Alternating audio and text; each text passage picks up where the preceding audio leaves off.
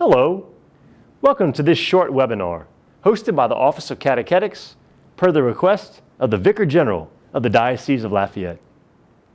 I have been asked, as the director, to share this concise set of suggestions for facilitating upcoming CCD classes through the program Zoom if numbers of positive cases of COVID-19 increase and gathering in groups in parish life centers is not an option. In St. Luke's Gospel, Jesus appointed 72 individuals to assist the apostles in teaching and exhorting others to conversion. He said the harvest is abundant, but the laborers are few.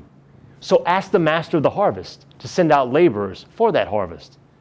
For whoever listens to you listens to me, and whoever rejects you rejects me, and whoever rejects me rejects the one who sent me.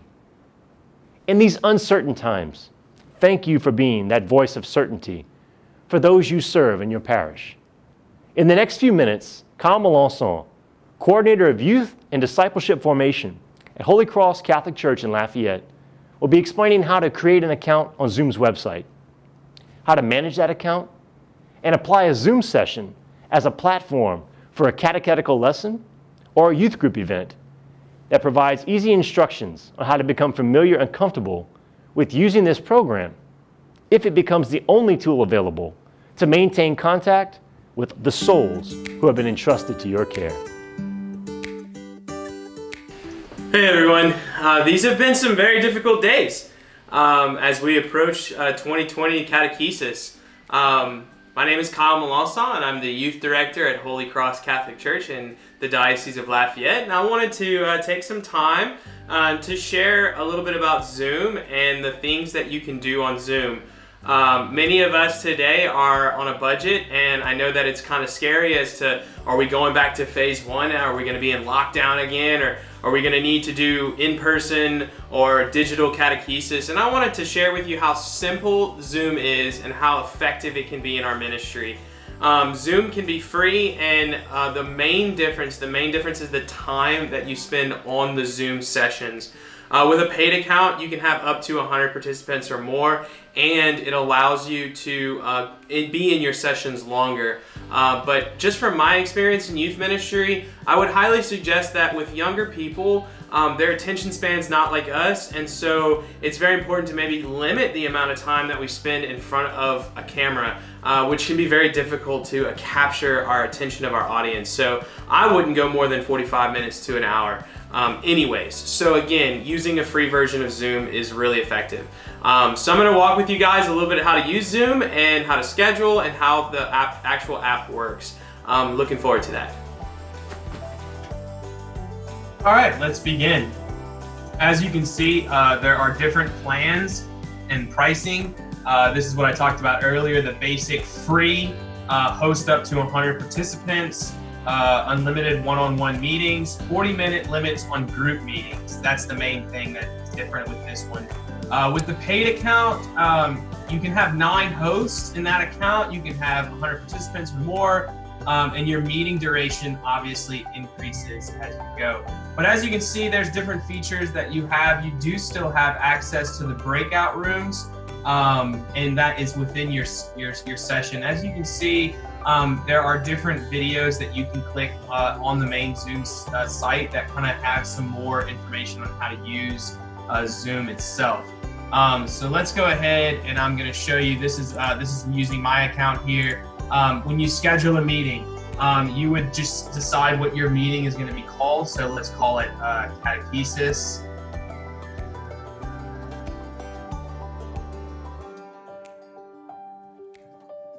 Session 1.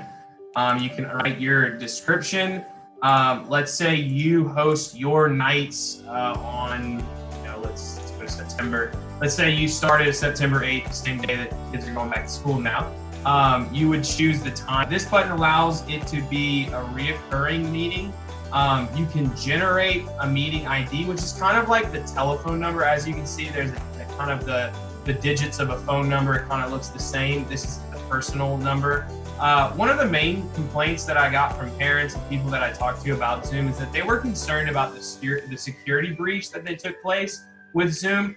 Since then, Zoom has really updated their security and really has helped protect people that are using its software. So the main feature of a passcode, creating a password, I highly suggest creating a waiting room that makes sure that when your participants get on, they can wait for us. And lastly, it's once you've created this, you can create your account. You've saved it now. You have a meeting scheduled. It's in our system now, and you can choose Outlook, Google. So if you're in a Google account, it can look something like this. Allow Zoom to have access to it, and then you would then have your URL that you would copy and paste, and your email would say something very similar to this. Kyle and also is inviting you to a scheduled Zoom session. Here's the meeting ID, and the password is on there as well. So you can see all of those things.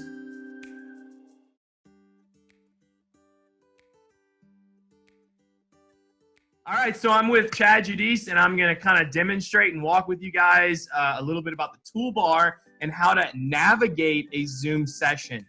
So as you can see, I'm sharing my screen now. You have a mute button right here at the far left-hand side. At any point, I can click that and mute myself from talking. There's the stop video icon, and as you can see on the top right-hand side, you see my name now. It stopped and started the video. This section right here is our participants, and as you can see on the screen, we have Chad with me and myself. When you're in a Zoom session with a lot of people, it's very important to hit the mute all button, and that will allow you as the host to give your conversations, to share what you need to share, and at any point your participants, you want to be able to say allow participants to unmute themselves. So if you ask them a question and they want to go ahead and answer that question, they can simply unmute themselves by clicking the mute button. So as you can see right now, I muted Chad, and then I unmuted him. There is a more feature where you can select chat, but we're going to talk about that in a second, and the importance of saving that feature, because with safe environment, it's very important that we follow our protocol. So here's the chat feature, and as I said, there's 3 buttons at the bottom right-hand side, and there's 4 options. We don't want them to be able to privately chat with each other in our sessions. So the only way we want them chatting is for public chat only. So that way our students that are in our session, they're not privately messaging each other. We don't want any note slipping in our classes anyway. So it's very important to just hit the public. So when I say, hello, Chad, Chad will then see that on his screen, and Chad will be able to reply. So go ahead and reply, Chad, to the chat.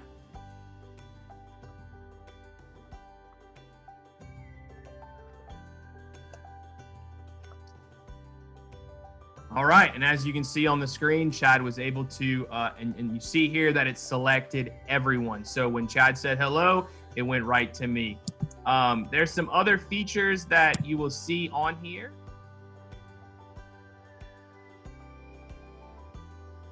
All right, so I'm still with Chad Giudice, and I'm going to show you guys under the free account how to add breakout rooms to your Zoom account. So as you can see, I am on my account on the Zoom website. So the Zoom website, not the app, but the actual website. So you would go to zoom.com or type in Zoom under Google and find the actual website. And you would see where when you click on yourself, you'll go to this little left side. You'll see the word settings. You'll click settings. And you want to go to the in-meeting basics, right? So in your meeting, you're going to want to obviously, as if you're growing your group, you're going to scroll down till you see the word breakout room.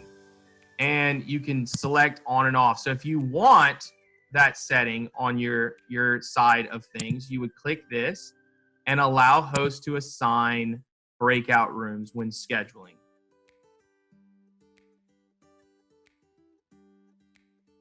So back with Chad again. We're going to look at how to use a breakout room. And so as you can see, I'm sharing my screen right now. Now, typically when you're not sharing a screen, where it would say pause share screen, there would be a 4 square box that says breakout rooms. And for just teaching purposes, when you're sharing a screen, this is what it's going to look like. for our end, just sharing a screen. You'll see the 3 dots right here that say more. You would go to where it says breakout rooms. Now, on the screen, you'll see where you assign participants for a breakout room. It's very important that you select manual. And the reason I say that is that we want to follow the Diocese of Lafayette's safe environment policies. Even when we're meeting digitally, it's important that we follow the 2-adult process.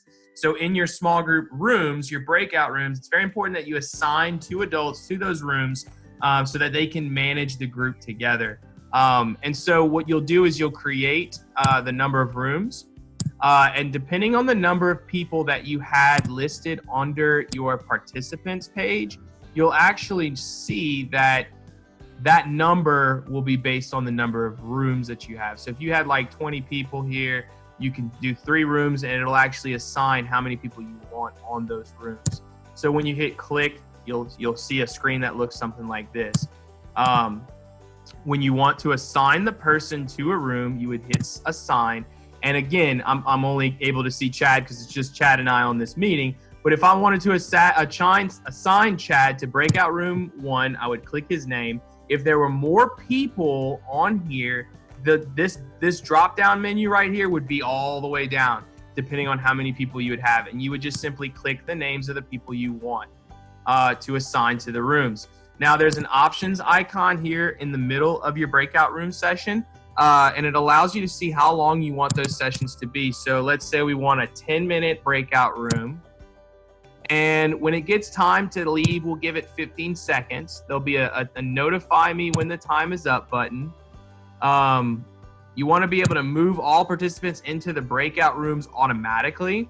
If you don't select that, what ends up happening is that when you start the breakout room, the person on the other side actually has to click a button to say join room. So if you don't move them automatically, in other words, Zoom's going to automatically move them in and out.